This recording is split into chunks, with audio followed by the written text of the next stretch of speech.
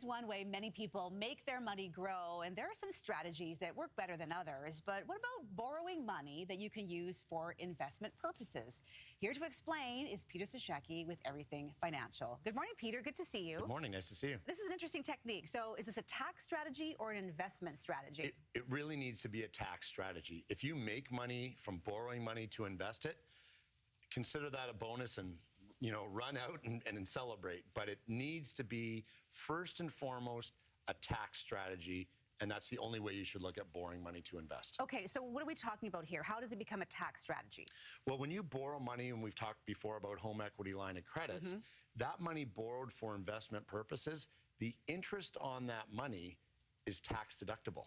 There's the tax strategy. So you may borrow 1, 2, 3, 400,000, depending on what the plan is, and you get to write off all that interest. And that's step one of looking at making your mortgage also tax deductible. But interest rates are so high right now, so the cost of borrowing is a fairly high interest rate. So how does that work? That's right, and that's what I looked at. The average cost on a line of credit right now is prime plus a half, so that's 7.2.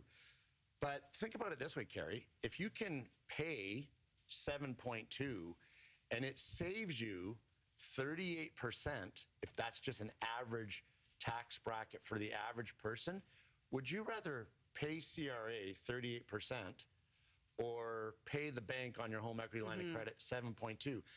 I kind of do math for a living. I think 7.2 is a much better deal than 38. Yeah, it does sound like a better deal. And this is something that you're allowed to do through the tax system. It's not some kind of sneaky back way. Not gray area. No, it's been around since 1998. There's rules, there's steps. So you definitely need a registered financial planner to go through the steps. And you really need to look at using a portfolio management company versus mutual fund investments. Okay, so why does this plan not work with mutual funds, or does it?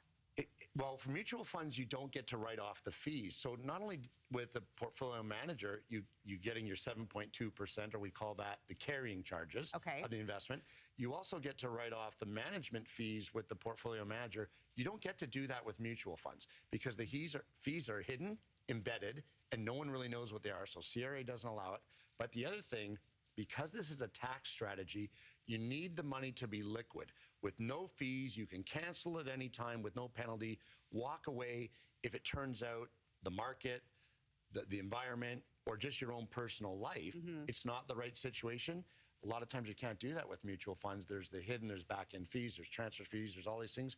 You need it fee-free, if you will, as far as locking in. You need that money to be completely liquid for your own peace of mind and your own safety. Let's talk about quickly, just before we go here, putting the money into RRSPs versus TFSAs. Yeah, in this case, neither.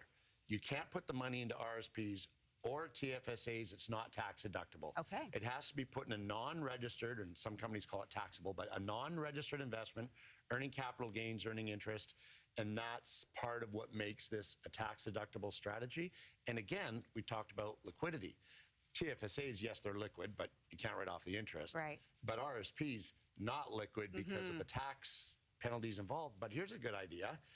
If you are in the bonus situation, you make interest on the investment and you make growth, then you have some money to put into your RSP or some money to put in your TFSA. There you go. Call it a bonus, call it a win. Move it around. Peter Sashecki with Everything Financial. Thanks for the information this morning. Thanks a lot, Keri.